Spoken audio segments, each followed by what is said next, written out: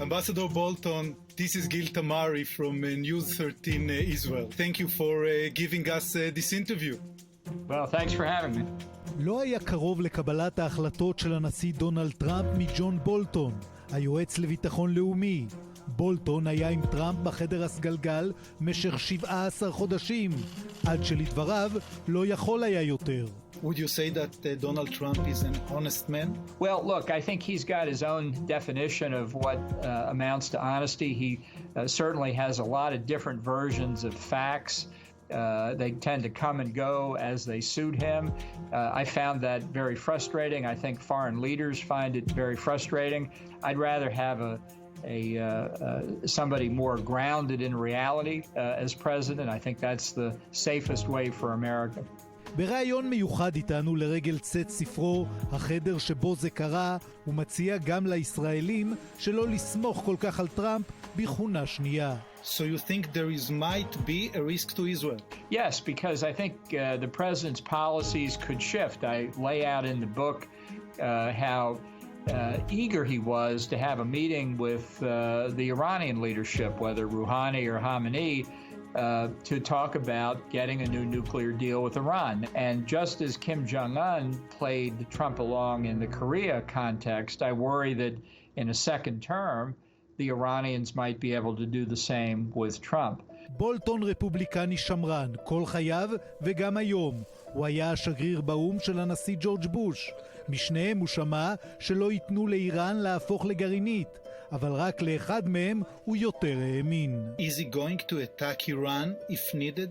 You know, George W. Bush used to say that it was unacceptable for Iran to get nuclear weapons, and when I hear the word unacceptable, that means I will not accept it. Whether that's what Trump means or not, I don't know.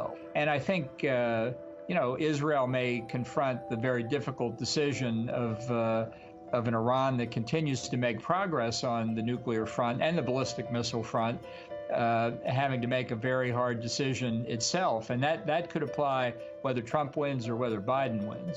לא רק בעניין איראן, בולטון לא לגמרי סומך על טראמפ, גם בעניין הסכסוך הישראלי-פלסטיני. I think honestly, anybody who thinks I'm just going to sit down and whip up this plan and bring peace to the Middle East hasn't been in the Middle East enough to understand how deep these problems are. But can Kushner and Trump solve the Israeli-Palestinian conflict? No, it's not going to happen. It's certainly not going to happen in the next 4 months. If Trump is reelected, what will he do then? Maybe he'll just turn away from it because he wants to do the trade deal with China, and you can only do so many greatest deals in the history of the world in one administration. לכן ההמלצה שלו לראש הממשלה נתניהו היא, אל תמתין לטראמפ בעניין הסיפוח, ספח ומיד.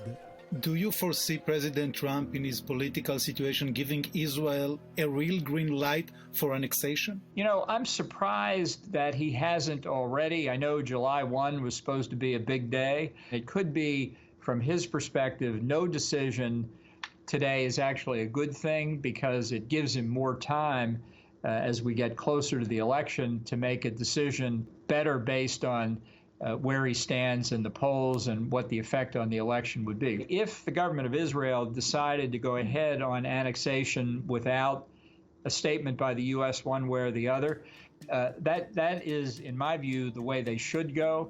בולטון נותן לנו את הרעיון הזה בעיצומה של פרשה חדשה שמסעירה את ארצות הברית. על פי הדיווחים, המודיעין האמריקני חשף שרוסיה מתכוונת לשלם, וייתכן אפילו ששילמה, לטליבן באפגניסטן כדי שיהרגו חיילים אמריקניים. This is very serious if it's true, and I just underline the word if it's true. It's the same as a direct attack on American service members. So how do you see Trump's reaction not to the publication but to the facts, if it's really the fact? Yeah. Well, there hasn't been a reaction, and that tells the Russians something right there. טראמפ מכחיש כי תודרך בכלל על הנושא.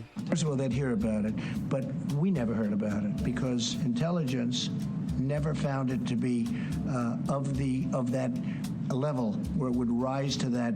And from what I hear, and I hear it pretty good, the intelligence people many of them didn't believe it happened at all. אבל סוכנות AP דיווחה שבולטון בעצמו אמר זאת לנשיא. בולטון מנוע מלדבר על כך, בשל המידע המסווג, אבל באמצעות דוגמה הוא נותן לנו להבין מה היה. The White House has now effectively said that there's raw intelligence, basically to that effect, that they've been considering themselves the past several months. And here's something you may find strange, but Susan Rice, who is Obama's second national security advisor, wrote this morning that if she had seen this kind of information when she was national security advisor, totally verified or not, she would have walked in and shown it to Obama. And I have to say, I agree with Susan Rice. If I had seen that kind of information, I'd have taken it into Donald Trump.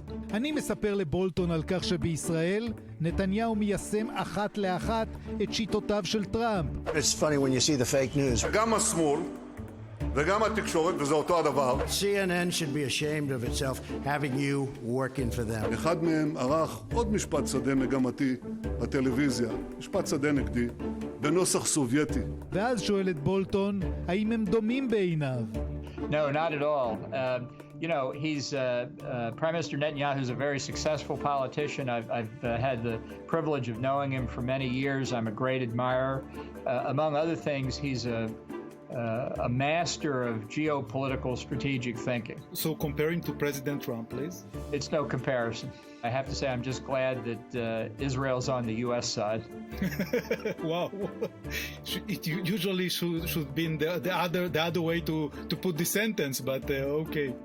ובכל זאת, למרות כל הדברים הרעים שהוא אומר עכשיו על הבוס לשעבר, הוא עבד במחיצתו 17 חודשים.